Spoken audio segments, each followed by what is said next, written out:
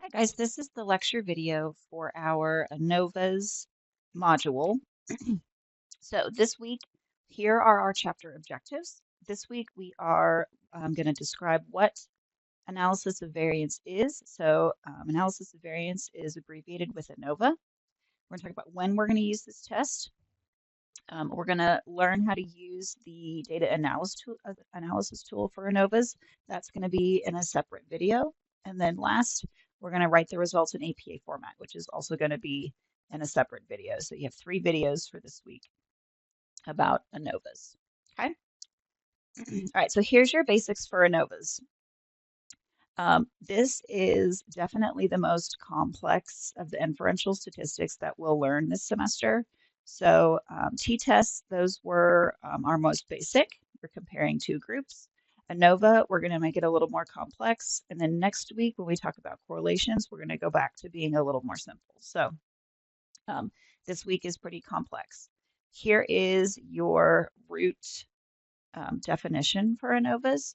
So you use this when more than 2 group means are being compared. So if you have more than 2 groups is your key that you're looking for that you're going to do in ANOVA. Remember, if you have two groups, you're going to do a t-test, T for 2. So if a particular group is different from one of the other groups, that's what we're looking at. Since we have more than 2 groups, we can have 3 groups, we could have 5 groups, we can have 10 groups. The ultimate goal is to determine if one or more of those groups is different from the other ones, okay? Now, we're doing a different test, so we have a different abbreviation for this week. ANOVAs are called F-tests.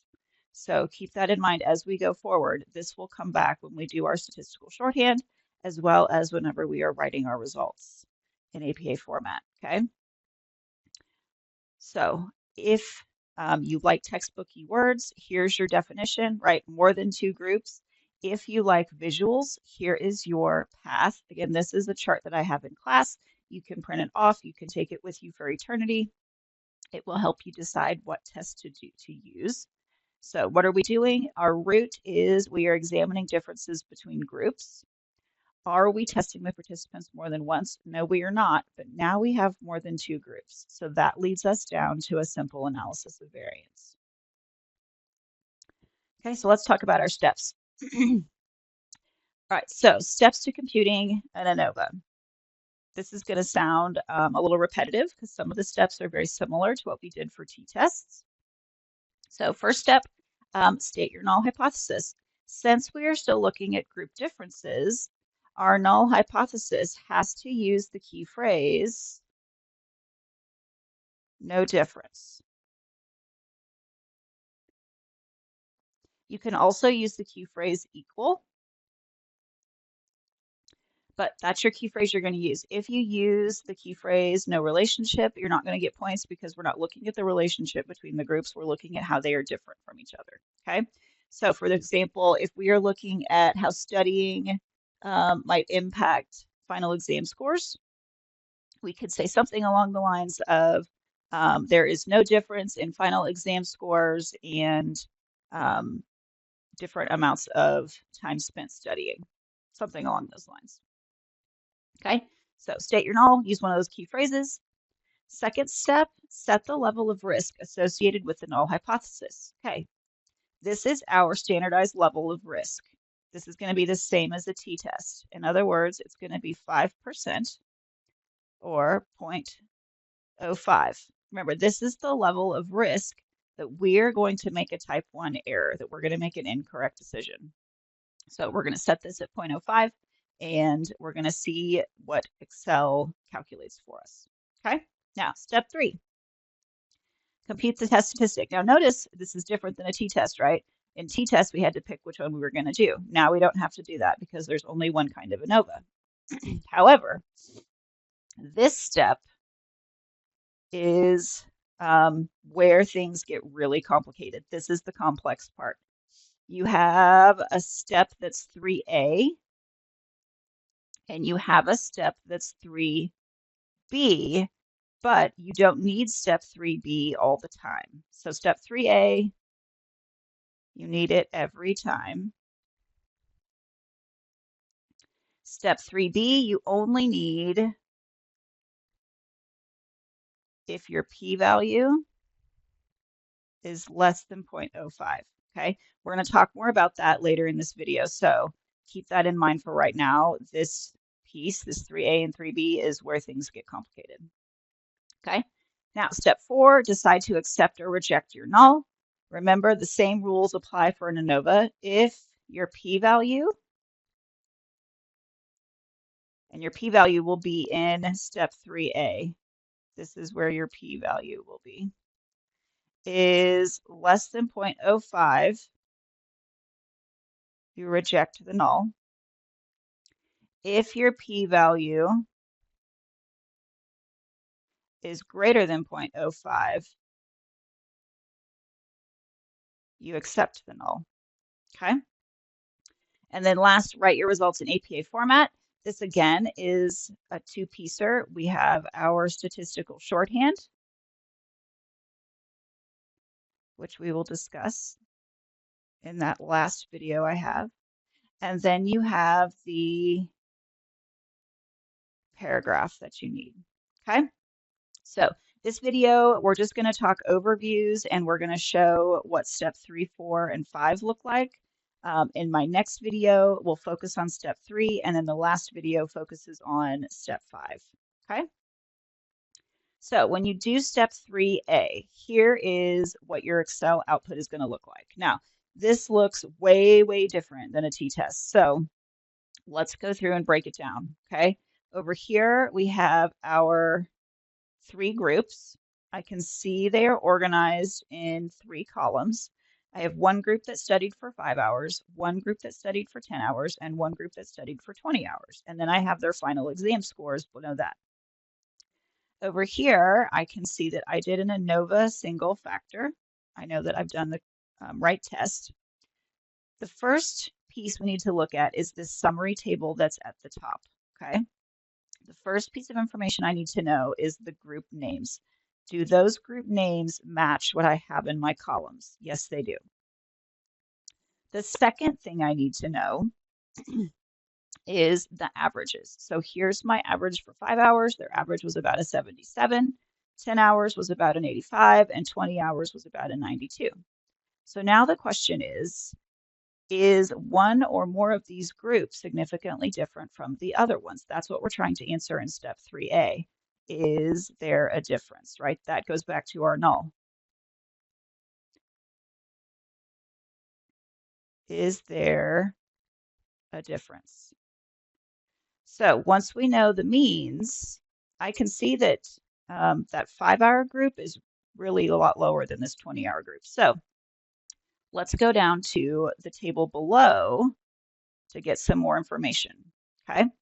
I need degrees of freedom. Remember, degrees of freedom with the t-test is 1 number. With an ANOVA, it's actually 2 numbers, and I'll talk about it in just a minute. So just know for right now, you need to have both of these numbers highlighted or circled, okay? Here is your ANOVA value. Excel is a little weird and labels it with just an F, but that's fine. That's how you know that's like your t-stat, but for this, since it's an F value. Here's your p-value. Okay, p-value 0.001. Is that greater than or less than 0.05? That is less than 0.05. So we are going to reject the null and do step 3B. If this was greater than 0.05, we do not need to do step 3B, okay? So in this case, reject the null. Is there a difference? Yes. That is the answer for our step 3A, okay? So let's take a minute and talk about the statistical shorthand real fast, okay? Here is the statistical shorthand for our ANOVA test. It follows the same basic format as a t-test, but there's more information here. So we always start with what we did, right? Tell me what you did. F. F is the statement that includes the test conducted. In other words, we did an ANOVA, right? F for ANOVA. Then in the parentheses, we have our degrees of freedom. 2 is the number of between groups, and 27 is the within groups. In other words, what is your number of groups and what is your sample size? I'll talk more about that in a minute. 8.8 is the obtained value from Excel. So in this case, I can see it's 8.8. And then the p-value. In other words, what did you decide? Was it greater than or less than 0.05? I can see that it's less than 0.05. Okay. Now, that degrees of freedom. The first number you need is the number of groups minus 1. Here's how you abbreviate that in statistical notation. It's k minus 1. So in this case, I had 3 groups. I had 5 hours, 10 hours, and 20 hours. So 3 minus 1 is 2. Excel will give you this number.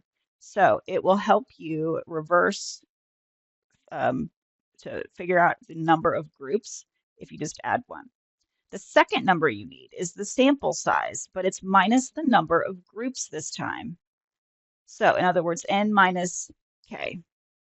I had 30 people in my sample minus 3, and that's where I got 27. So I know 27, there's 3 groups, there's 30 people in all of my groups together, okay? A quick note, you don't have to have the same number of people in each group for this. This is the total number of people in your sample, okay? So that's how it looks in my statistical shorthand. You put a 2, comma 27. I always remember it how the little number goes first and then the big number goes second, right?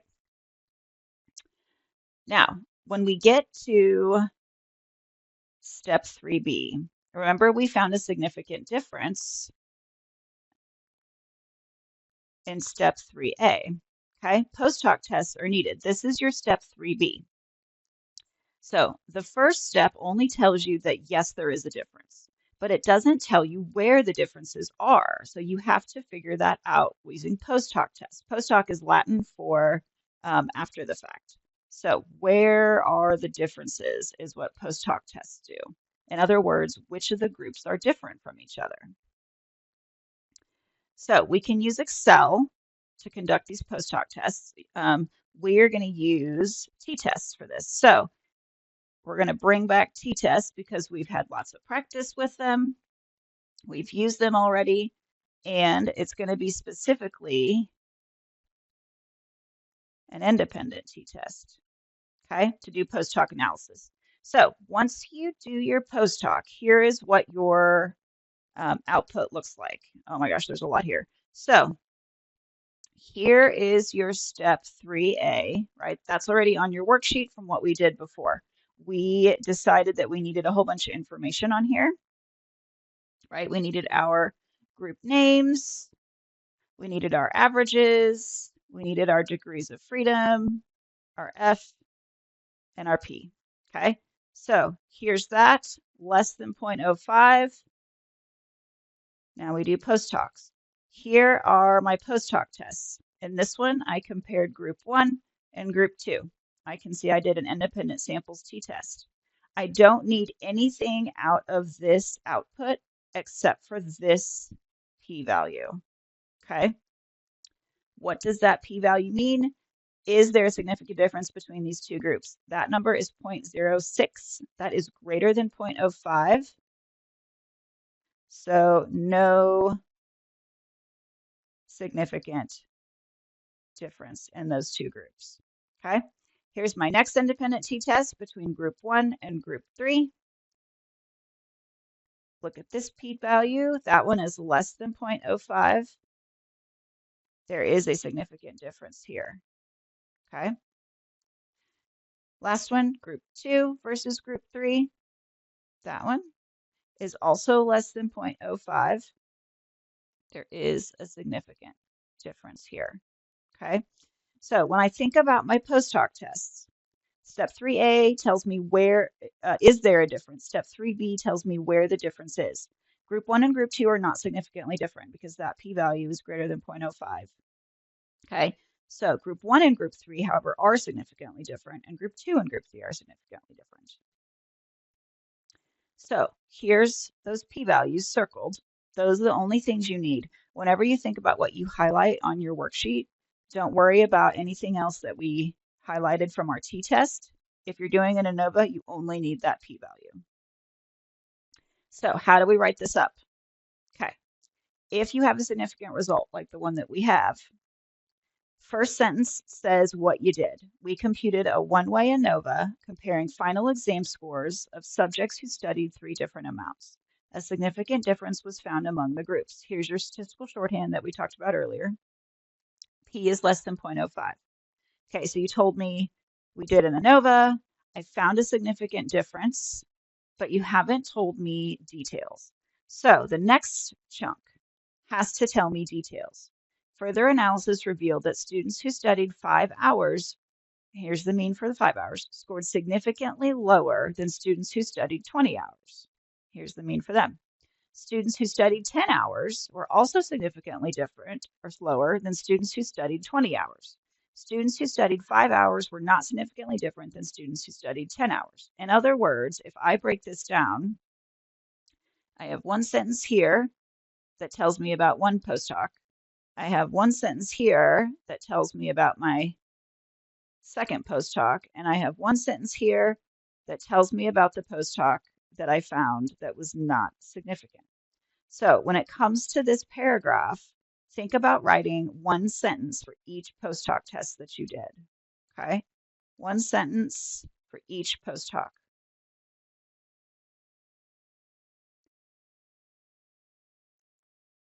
Now, a important note to make. Post-hoc tests will not always follow this example. Sometimes you will have 2 groups that are not significantly different and only one group that's significantly different from another one. So you need to actually look at your post-hoc test results and then modify this piece to fit what happened in your analysis, okay? If you get not significant results, in other words, if your P is greater than 0.05 in step 3A, it's much, much shorter. We computed a one-way ANOVA comparing final exam scores who took a course from one of 3 different instructors. No significant difference was found among the instructors. Okay, here's my degrees of freedom, my F value, and my P. The students from the 3 different classes did not differ at the end of the term. Okay, so I've just said they're not different. So that's the ANOVA. In my next video, we'll talk about how to do all the calculations. If you have any questions, let me know.